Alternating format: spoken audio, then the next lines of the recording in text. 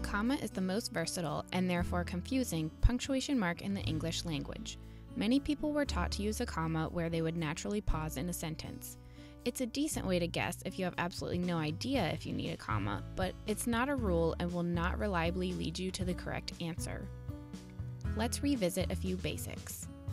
To begin, we must remember that for a sentence to be complete, it must have a subject and a verb. This is referred to as an independent clause because it can stand alone as a sentence. For example, I ran. I is the subject and ran is the verb. Now, if you have two independent clauses together, you might wish to connect them if they are related in their subject matter. You'll want to vary your sentences so that your writing doesn't sound like a Dick and Jane book. For example, I ran, she walked. If you have two independent clauses, you may join them using a comma and FANBOYS. FANBOYS are for, and, nor, but, or, yet, and so. For example, we can use but to create I ran, but she walked. Please note that the sentences must have two independent clauses in order to be joined by a comma and FANBOYS. Here's another example.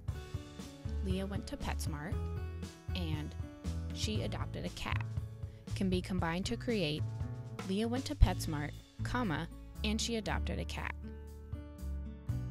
When you combine an independent clause with a dependent clause, a clause without a subject, no comma is necessary.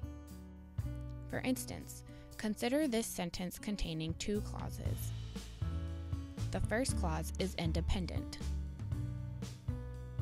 The second clause is dependent because it does not have a subject. In this case, we don't need to use a comma.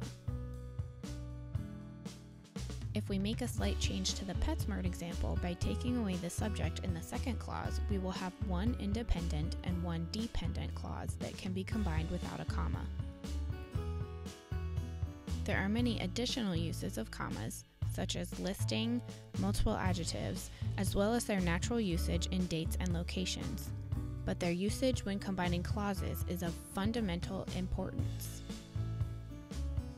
Next, you will be asked to answer a few quick questions about the usage of commas. Click Next below to continue.